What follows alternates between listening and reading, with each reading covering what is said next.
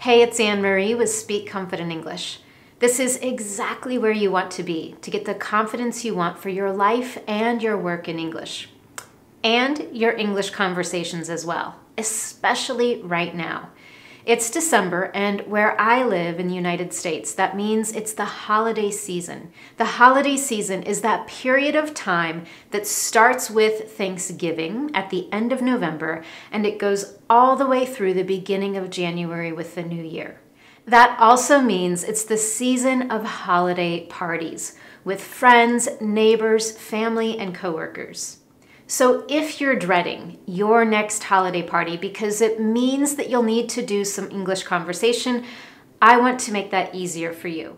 In this lesson, I have 8 questions you can use to start conversations in English with anyone, no matter how shy or nervous you feel, and we'll talk about who to use those questions with.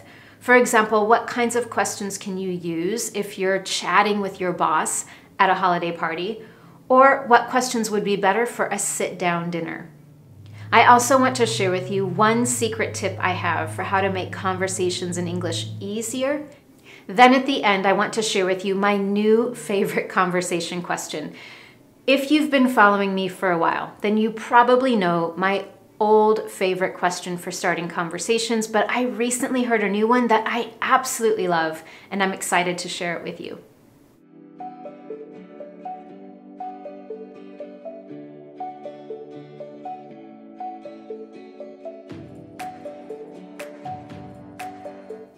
Whether you have an after-work cocktail party, a neighborhood holiday party, or a night out with friends and colleagues, today's lesson is going to give you 8 questions that are perfect to use at this time of year.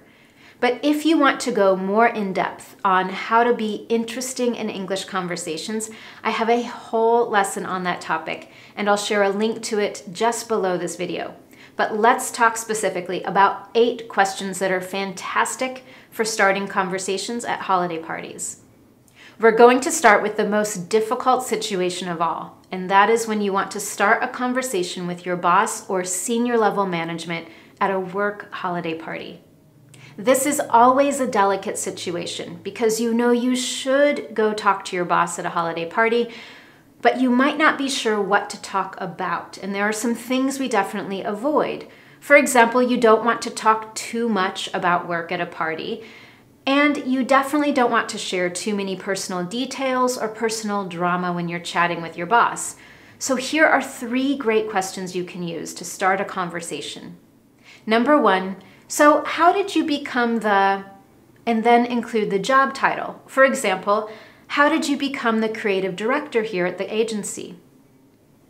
Number 2, how did you get started in? And then include the profession or industry. For example, how did you get started in accounting? Or how did you get started in advertising? A similar one is, what got you interested in architecture? And number 3, what's the best career advice you've ever received? Now, let's step back for a moment, because the truth is you would not walk over to your boss at a party and immediately ask one of those questions. Instead, we would start with a little bit of chit-chat or small talk and then transition into one of those more meaningful questions. Instead, you might start with something like, hey, how's it going? Do you have any plans for the holidays? Or are you ready for the holidays? And then after a little bit of small talk, you can transition into that more meaningful conversation. You might use something like, so I've always wanted to ask, how did you get into marketing? In that example, I used the word so to help me transition from one topic to the next. If you want to learn more about this tiny little word that we use a lot in English, I have a whole lesson on the word so. It's a great word to know how to use well, especially when you're using it to transition in a conversation. Now that you've got some great questions for your boss or senior level management, let's move into more casual conversations that are perfect when you want to get to know your colleagues better, chat with neighbors at a holiday party, or when you're at a night out with friends. The first one is, what podcasts are you into these days? If you've been following me for a while, you know I often use this expression, what are you into these days? It's a very popular expression right now, and it means what do you enjoy or what do you like? What do you spend your time doing?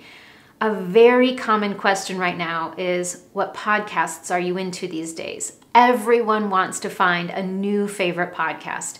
A similar question is, what are you binge watching these days? Or what shows are you watching on Netflix? The second question you can ask for casual conversations is, what do you love about the holiday season? Or what do you hate about the holiday season? If you're talking to native speakers, you might also hear them say something like, what do you love about this time of year? And when they say this time of year, what they mean is this holiday period or holiday season. And question number 3 is, what is the best or most interesting thing that has happened to you this year? What I love about all 3 of those questions is that they are perfect for anyone, and you're not talking about work. You're definitely getting into topics that are much more interesting. Now, all of those are great if you're at a cocktail party or a casual holiday party, but what if you're invited to someone's home for dinner or to a restaurant for dinner? In those situations, the conversations are much more intimate and usually everyone is involved. A great question you can ask to get everyone talking is, what do you think is the best invention in the last 100 years?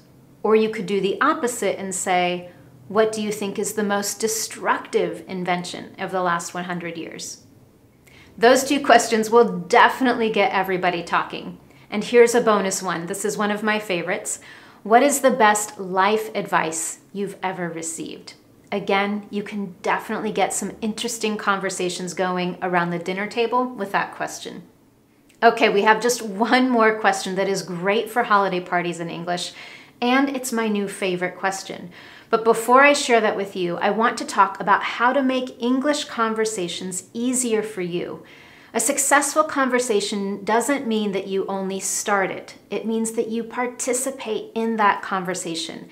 And I know that that can be really challenging when you feel nervous or unsure about what to say. So here's my number 1 tip.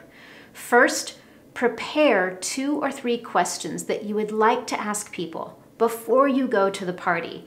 Be ready to ask them, even practice saying them out loud so that you won't forget them in the moment. And second, always prepare your own answer to those questions, and here's why.